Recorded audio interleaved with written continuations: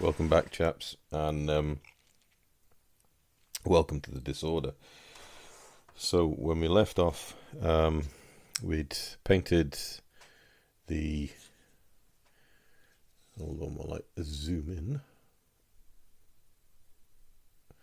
So we painted the cockpit in the base colour, XF71, cockpit green over a semi-gloss black primer coat. We've then gone in and painted all the black panels, and then we've given them a dry brush. So that's both sides painted and detailed, and then we came in and painted the black leather padded backrest and the red Formica seat. Just brush painted them. Done a little bit of touching up just where the tweezer marks were on the bottom of the seat. And we're ready to think about how we're going to bring more detail out. Now, it just so happens that there's a couple of washes we can use from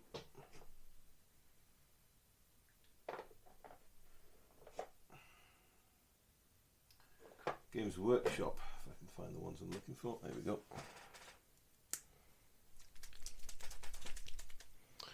So we've got, we could use Citadel's Nuln Oil.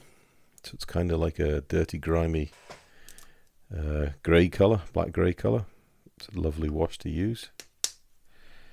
But they also have, if I can find it.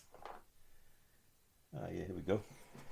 Which might be a bit better, is sepia shade, Seraphim sepia. So it's basically sepia wash. And if you want, you can mix these two together. So if we wanted to make this a little darker, we could mix a little bit of Nuln oil into the sepia wash. Now, to do that, get these creme brulee glass dishes that my other half likes to eat back and forth as a treat, and I always keep the dishes because they're really, really good for making simple washes of oils, enamels, and these acrylic washes that we get from Citadel. So what we need is a nice soft brush. Actually, because we're painting a wider area, we could use a number 6 graduated filbert from Dale and Rowley.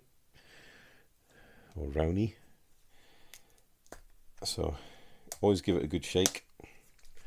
Always make sure the lid is on, otherwise you'll end up with wash everywhere. And then we just want to, we don't need a huge amount, we'll need a little bit. So we'll just decant from the pot. There we go. Now this stuff will thin with water, and it'll also thin really quite nicely with X28. So we could do a little bit of a test with the sepia, just somewhere where it's not going to be seen. Paint that on, and that gives us a really nice filter colour on the cockpit green, kind of with that yellowy orangey shade that's in there. Naturally complements the green. Put some warmth back into it. You can see it settles in around the embossed detail quite nicely, but it's quite thick, so you need to give it a good spread. This stuff sprays as well. What we can do is just pop a couple of drops, and you see it, and then we mix it in, and that will really thin it down, but it'll also aid up the drying time. Now the one thing to remember with these washes is once they're dry, that's it, game over. I want it to be slightly darker. So a couple of drops of the Nuln oil. There we go. So it's nearly a 50-50 mix. It's a nice sort of dark, oily brown colour. Just actually what I'm looking for. A nice oily brown smoky colour. And then we want to put some more X20A in, just to help with thinning. but also it'll help reduce the surface tension and make it flow a little better. So it should naturally wick to the embossed detail. So I'll go back to the panel we did, and then we can just test it to see. Yeah, so there you go, you can see that just slightly darker, still got that nice warm hue to it, but it'll highlight the recessed parts nicely. So the main thing with this is less is more, and just methodically paint over everything, work in to all the little nooks and crannies. It can go over the silver as well,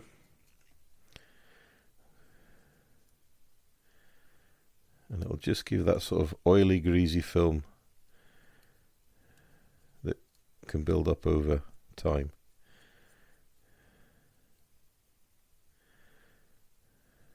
Just that hue, just to change the hue of the color.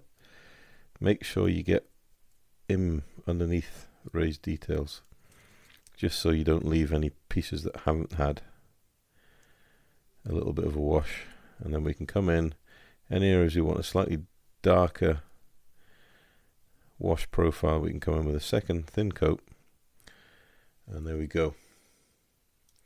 So what we need to do now is, when we're happy with that, is just leave it. You can leave it slightly elevated so it naturally wicks down the panel.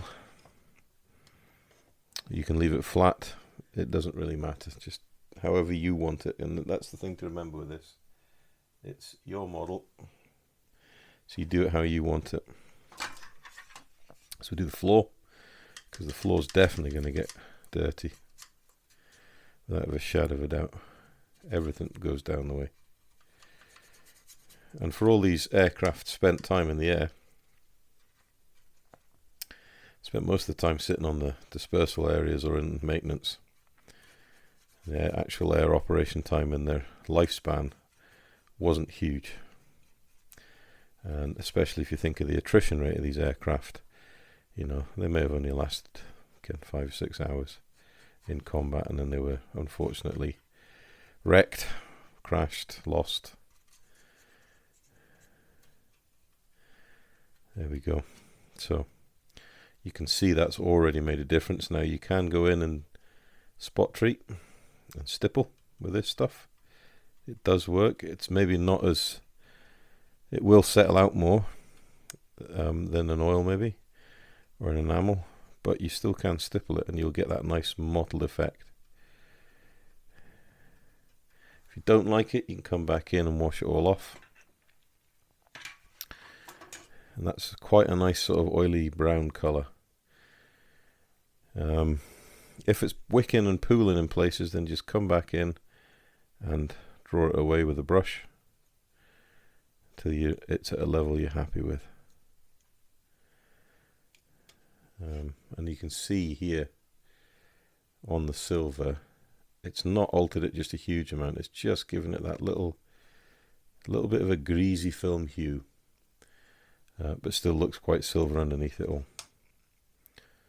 Right, this side's a bit more interesting because it's obviously got more pieces, but we'll do the same. So just come in, and using the filbert's really, really good, because you get a more even coverage, and it's better to do that than come with a round brush and have to do loads and loads of brush strokes. If you can get something that gets a nice even smooth coverage of wash, you will end up with a better effect. And I always try the last sort of final strokes is just to go downwards. Let gravity do what gravity does.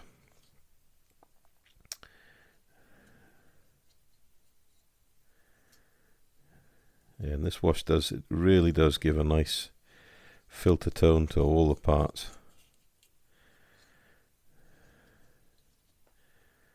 And it'll set us up for the next step, which will be a little bit of dry brushing, and that will be simple dry brushing to highlight the raised detail. Now this wash will go over the instrument panel,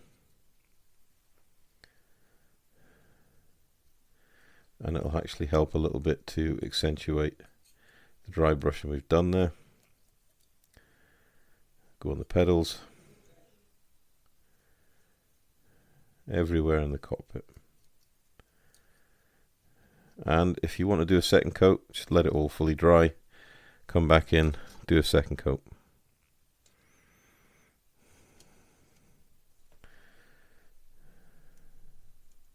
Dead easy to do a second coat. Just straight on top of the first one. Just be careful, be mindful, don't let it pool up too much.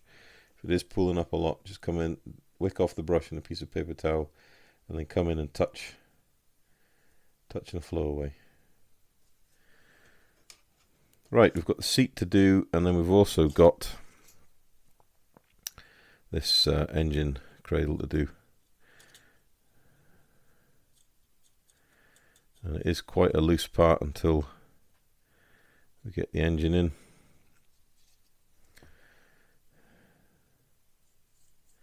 And in some ways I'm kind of vexed that I don't have a Tamiya Spitfire, just so I can see the difference between the engine bay of the Tamiya and the engine bay of this kit, because I think there's just something missing here, certainly at the back of the engine.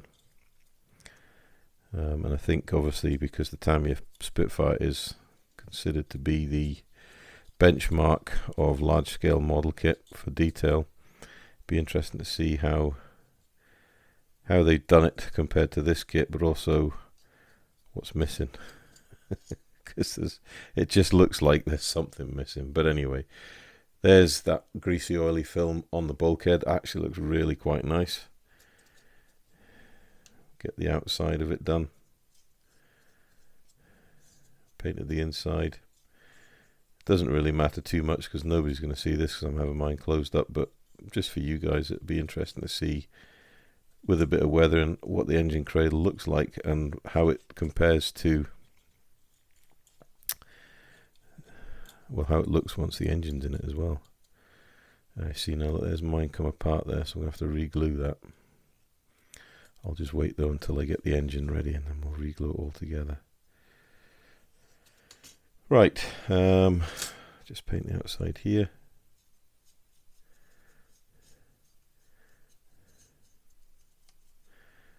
Even paint coverage.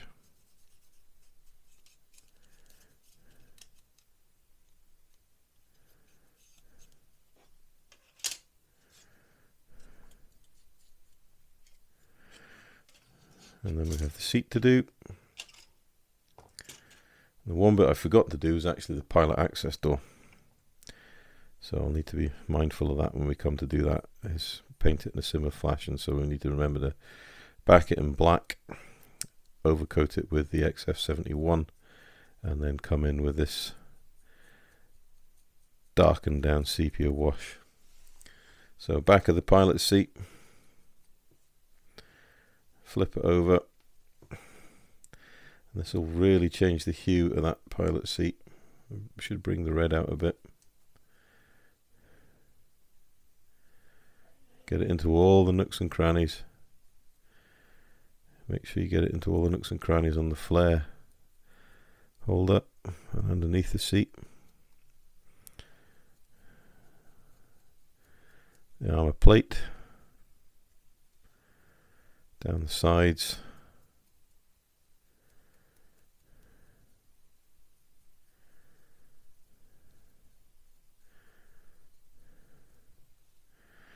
And you could go further, you could go do some chipping. So you can get the aluminium showing through on the aircraft frames. You could get the steel showing through on the armour plate. Any number of different things you could do. Right, there's the seat. I'll just leave that there.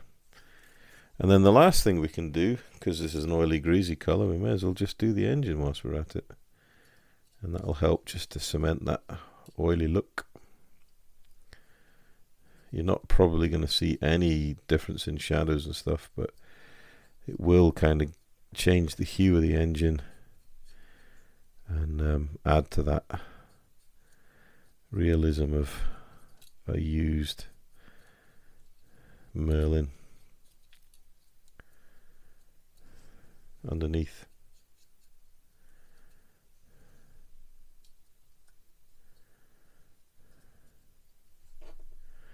Because you've got it mixed up, you may as well use it.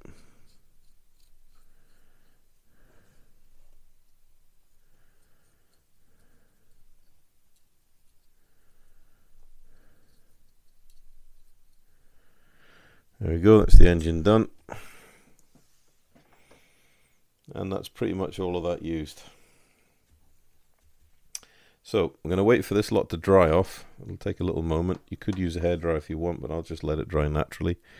And then we'll come back and look at putting some highlights. And in the meantime, I'm going to look at the seat belts for the seat. So we'll set this aside and I will see you very shortly. Alright guys, we're back, and yes, my camera's died. So I've just managed to get it charged up enough to work with the power cable, but unfortunately I've not captured doing the harnesses. Now intrinsically it shouldn't be too difficult, however, I'll say however, due to the very peculiar way that Border etch these harnesses, I've ended up having to cut. See if I can find a plan view on the instructions. That's why I was vexed. I was in the middle of this and then the bloody battery died. So if we look at the instructions here, then a pair of pointy tweezers. So we've got this piece here, this Y yoke as I'd call it, with the adjustable ends, is designed to go over this piece here, except this top sort of joint buckle would really need to be on the top of this, not below it. This piece here feeds through the seat and then I think fastens to the bulkhead behind, but that's by the by. So what I've ended up having to do is cut this piece of the photo etch out here, cut the straps across there, glue them to the underside of this, so these perforated holes lie above that to make it look like a harness, and then this piece here that we cut out is glued on the Y joint here as a joiner before it's singly fed through the seat, and it looks okay. Actually, it looks just like a Sutton harness you'd expect a Sutton harness to look. So if we can get the old camera to focus on the extreme close-up, there we go.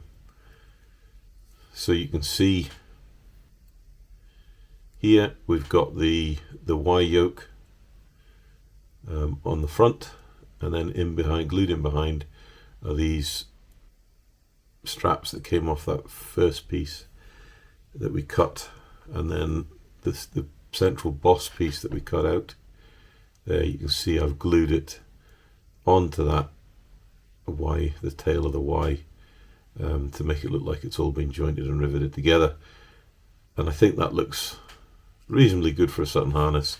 And then the two strap belts, lap straps, have just been glued to the side of the seat, just exactly where the instructions indicate. But all in all, I think I'm quite happy. That looks like a Sutton harness, and it should finish the seat off nicely. We get it painted now.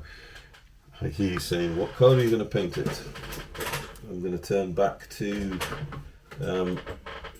my trusty Citadel paints, and I've got Screaming Skull, and it's a really nice sort of buff, tiny buff colour, canvasy colour, and then when we put a wash over it, it'll bring all the detail out and make it look like a well-used set of Sutton harnesses. So that's what we're going to do next. So I'm going to paint this. I may as well do it off camera because you've seen me paint enough now. And then once the seat's ready, we can then think about actually fastening it in. and making good the cockpit, because we've got to finish. We've got to look at the decals for the cockpit, and then dry brushing. So we're not fastening just yet, but I'll get this painted and we'll come back. We'll look at dry brushing. The last thing we'll look at is decals. So see you shortly. Right, welcome back, guys. So from the last episode, then you can see, if I zoom in a little,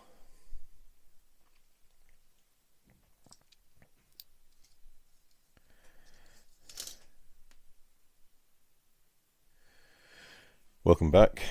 So moving on from where we left off, then I have painted the engine just for the sake of painting the engine.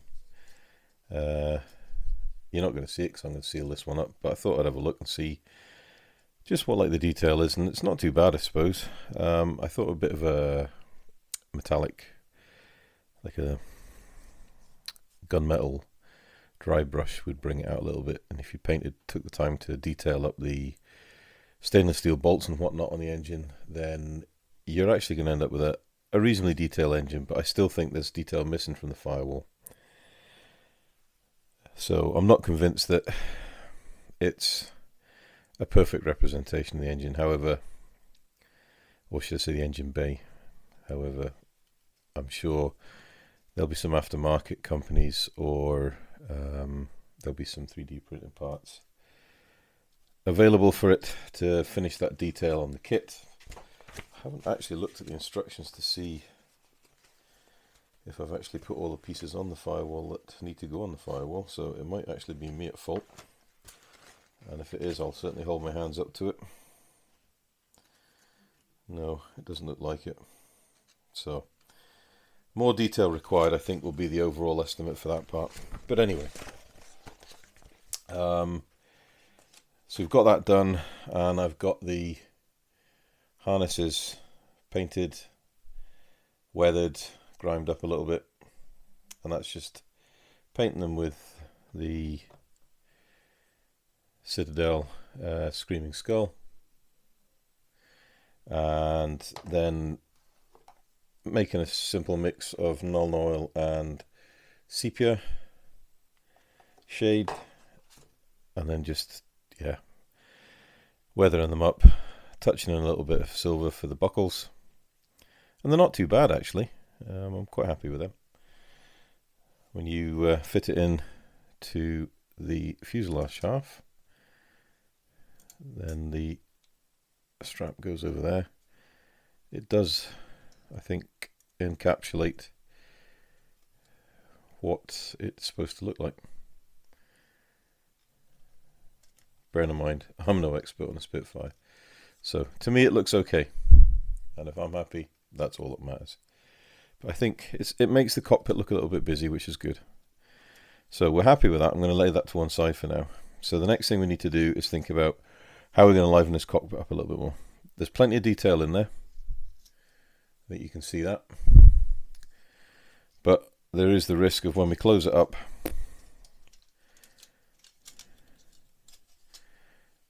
you're just not going to see it because there's not going to be much light in it. It fits nicely together, I'll say that, but it does lose a lot of light. So how are we going to overcome that? Well, one of the easiest ways of doing that is a simple dry brush to highlight the raised detail of the green. And to do that, I love to use Tamiya X4 yellow green or zinc chromate green. It is a bright colour, but you need a bright colour. And if you're dry brushing, you're putting it on in such small layers that it might look really bright and offensive in the pot. It's actually just a highlight. That's really all we're looking for. It's just a simple highlight. Right, so we give the pot a stir. I'm actually going to use a slightly finer brush. So what have I got here? I've got number 2 Dale & Rowley flat shader. Load it with paint. If I zoom out a little bit, there you go. So you get some more in the frame. So load it with paint, and then obviously clean it off the shaft of the brush. Now what I like to do is when I'm offloading the brush for dry brushing, is I'll just do it in the same place on the kitchen towel, and it just seems to work fine for me. And then just a gentle test on the side, which is good.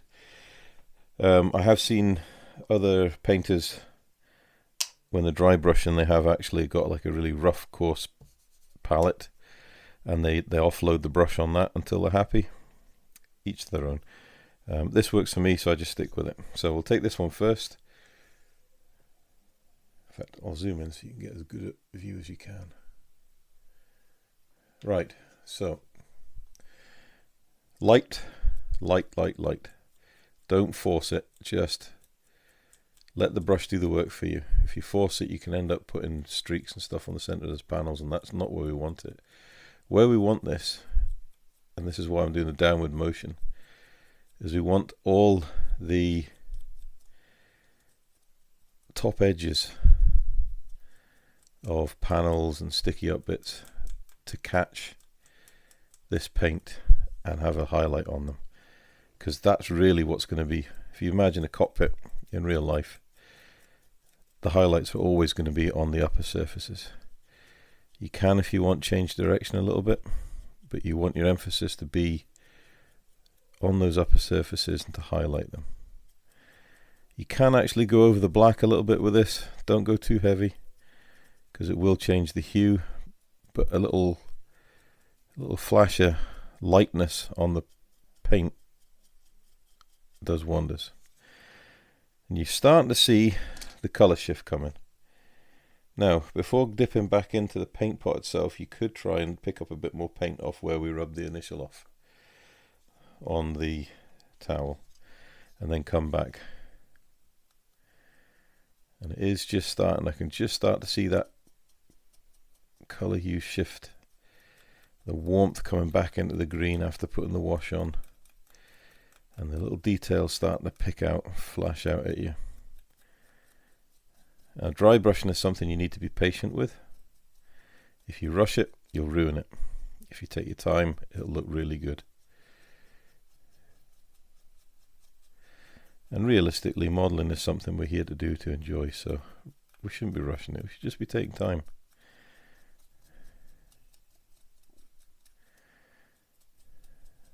Now, those highlights are starting to pop now.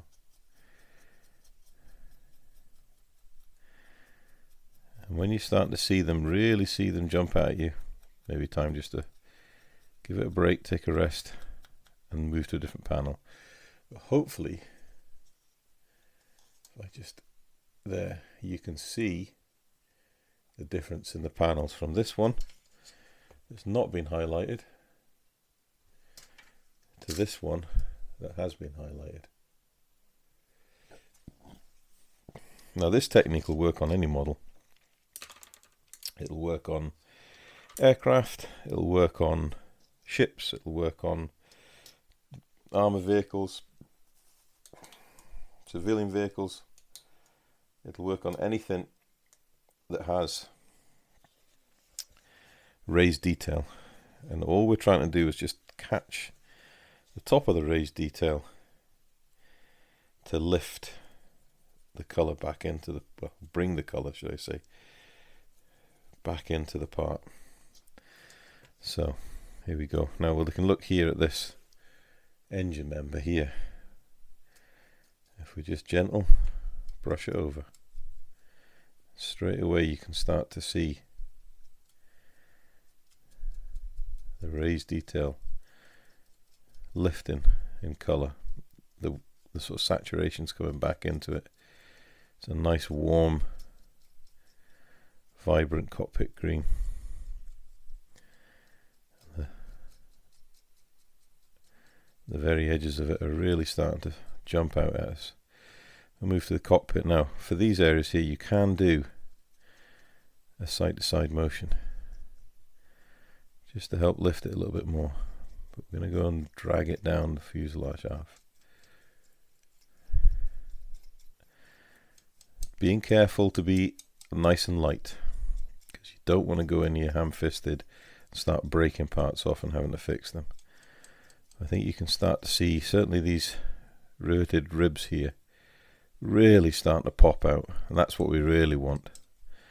Now it doesn't matter if you get a little bit of dry brushing on the centers of the panels, it just adds to the effect. But what you really are wanting to focus on is these embossed details or raised details. You want to pick out those edges just like it's catching the sunlight peeping through the cockpit. And I have to say, it's quite a nice cockpit. Quite a nice cockpit indeed, as aircraft go. I've been speaking to a few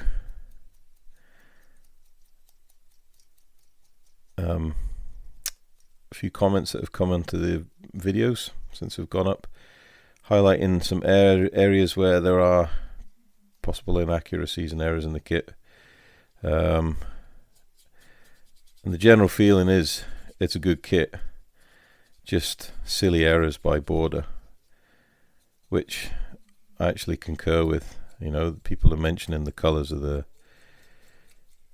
decals, the positioning of the main undercarriage blisters on the, like tyre blisters on the wing surface, wing top, and it's just silly stuff that in this day and age I think should have been caught in planning and development, definitely should have been caught in first test shots and re-engineered. But if it's been built to a budget, and dare I say Border has possibly used another company's plans or CAD drawings or something like that, so they were inheriting someone else's mistakes, they're probably working under the impression that the kit was going to sell anyway, because it's a 1/35th scale Spitfire. I know that sounds pretty drastic, but it probably is what's happened.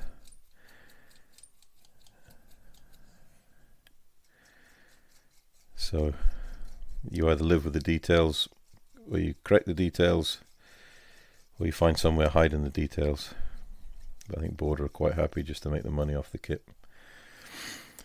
There we go. So there we go. That's nicely dry brushed now, and hopefully you can see the warmth has come back into the cockpit. We've got some really nice highlights in there, especially on this edge here, the raised details, and it's just starting to lift the model. Now we'll do the floor. These are the areas here, these raised blisters. They should be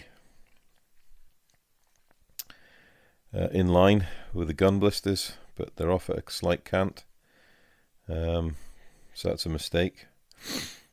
And I believe there's one or two other mistakes, but I suppose my problem is, and I openly admit that from the start, is I'm not a Spitfire aficionado. So if it looks like a Spitfire, paints like a Spitfire, it is a Spitfire. But I do appreciate people that know the subject, and for the money you pay for the kit, you'd expect an accurate kit, especially in this day and age, and especially when you look at other stuff that Border's done. You know, they've done some fantastic models. I watched when Nigel from Nigel's Modelling Bench published his JU87 Stuka build from Border. Absolutely stunning kit. So they can do it. There's no question about that. They definitely can produce good models. I know their armor stuff's really good. I've heard good reports about their other kits, so their FW190s. I do have the BF109 on order, and we're going to build that just because I like the BF109. It'll be interesting to have it with the Spitfire. So yeah, if they've inherited or used another company's CAD work and it's got errors in it and they've not been bothered to fix it, well, that's a bit of laziness on their part, and that's really no excuse for that. Right, so we'll quickly just dry brush in these details here. As I said, I'm not gonna, certainly not intending to show this engine off just showing it off for the build. Even the framing, if we get the dry brushing on the framing, lifts it a bit. Right, so I've just got a little bit of the seat to dry brush, and then I'm going to clean the brush. If you can see there, you can see how that's brought those raised panels out. And then we're going to we need to look at the decals for the instrument panel. I can seriously start to think about joining this cockpit together. I have off camera painted the control column. I'm going to give this a quick dry brush as well, and then we can paint the detail parts on the top of it. And I've got the actuating rod there as well, ready to go. So I'll get a little bit of dry brushing done. We'll get the control column out of the way, and then we can get on and get these decals done and seriously think about getting this thrown together so we can push this build on. So see you shortly. Okay, so we're back and got the last few bits done. So we're ready for getting the decals done. Now, decals, very emotive subject. The colours. I do think there's something wrong with the colours. So there is a high possibility I may cut masks and spray this myself. I may just choose to to use them and test them, because I was going to do this out of the box just to see how it is. So it's a difficult one because I really don't want to spoil the kit for the use of these decals if I can do a better job myself. So I'll think about that whilst I'm doing. Anyway, if we look on the back page where we've got the overall paint scheme, let me zoom out a little bit. There we go, we've got the overall paint scheme there. If we look here in the corner, so I was looking on the inside, usually on the instructions you'll get the decal call out as you're actually building the part, but no, it's here on the back. So we can see we've got the decal call out for the pilot's door, access door, and then we've got the decal call out for the instrument panel, and that correlates to, where are we? ABC there. Now, to me, they look like they're all individual decals, which is good in some respects. Interesting for us to get them in. So, first things first, let's just zoom out again because it's far too close in. There we go. And I'll just get a pair of my favourite pair of little stainless steel decoupage scissors. Can't even remember where I picked them up. They're really old, but they've held their edge beautifully. And not only do I use them for cutting out decals, they're also used for cutting out photo etch, and it hasn't blunted them at all. So wherever I got these, I got them from a good spot. Now what I'll do is we'll actually break them down into the relevant sets, and then that way we've not got too much dipped in the water and loose running around the place, and it'll help us to keep a track of what's what and where it goes. So I've just got a takeaway food container here, lid there, my little pointy tweezers, there we go. So, decal paper in the water. This is part A we're doing, so this is the far left hand side of the instrument panel, which is fine. Now the only thing that concerns me about this is, if we can zoom in here, I'll move it closer. Hopefully you can see that the recesses in the instrument panel where the decals go are really, really deep. Most instrument panels will just have a raised bezel on a flat surface, and then the decal sits in the raised bezel, and you put a drop of clear varnish or whatnot in it to represent the glass, and it looks fine, but these are actually quite recessed, so I have a concern that A, the decal's got to be printed the right size to fit without it sort of warping, and B, it doesn't go so far down that when you put your clear film on it you can't see it, because you should be able to see it from the canopy, especially like me. I'm going to have it slid back with the door open. So yeah, I'm a bit kind of concerned how it's going to go, but we're just going to have to try it and see. So what I'm going to do is I'll probably do these left hand side ones first, get a feel for it. In fact, I'll do the left and the right hand side ones first. So that'll be part A and part C, and then we'll come back and I'll show you doing part B, which is the instrument flight section of the panels, and it's the biggest decals to see, so it'll be easier to film. So give me 5 minutes and we'll come back and have a look at those. Right, so final bit to go. Now I found that you don't actually need to completely immerse these decals in water. All you need to do is soak the backing paper and they'll lift away nicely.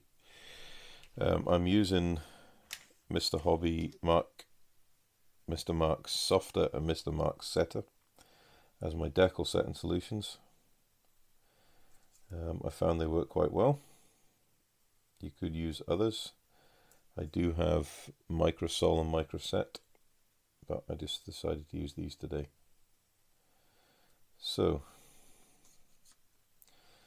not using the applicator brush in the bottles, just using it's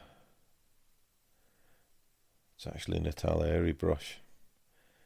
It's their #1 brush. Nice fine pointed brush. I have just put a drop of decal setting solution, or yeah, it is the setter solution in the bezel. We'll orientate so I'm working upside down to see what I'm doing. So we'll orientate the decal paper to the same way we are putting the decals into the instrument panel. Now, it doesn't take very long at all before these decals move. And what I found with the first one, I just immersed the whole thing in water. Then, because there was that much water on the top film of the decals, they're an absolute pain in the hoop to work with. So if you just soak the paper and let it draw through and lift the decals from underneath, it's far easier. Now, as I thought, the decals are just the right size for the bezel, but they are getting drawn down into the hollow out for them,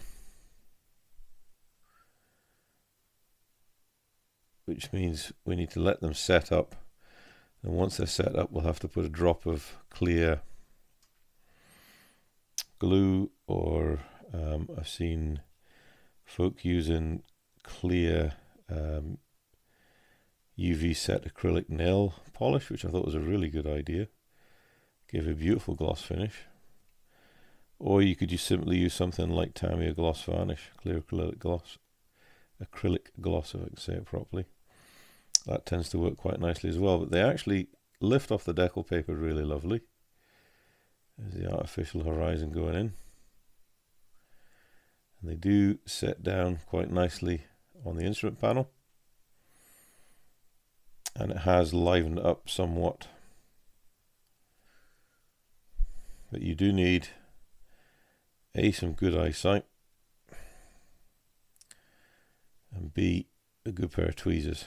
Now, once the decals are on, you see that there you go. So it does make a difference. All we need to do is come back in with Mr. Mark Softer, and then just a gentle brush over the top of the decal to help it conform and go where it needs to go.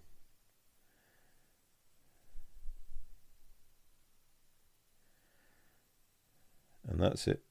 Now's the time then just to leave it. So we're going to leave that to one side to cure up. And then once it's cured up, we'll come back in with some gloss varnish. So in the meantime, what I'm going to do is I'm going to do the detail painting on the control column. I'm going to get that fixed in, and I'm going to get the seat bulkhead fixed into the right hand side cockpit wall, and then we're at a really good position to think about getting this thing joined together and push this ahead. So we'll come back once I've got those 2-3 little bits done and added into the fuselage half. We can look at hopefully getting that gloss varnish in, and then we're really pushing ahead, joining the fuselage together. So back shortly.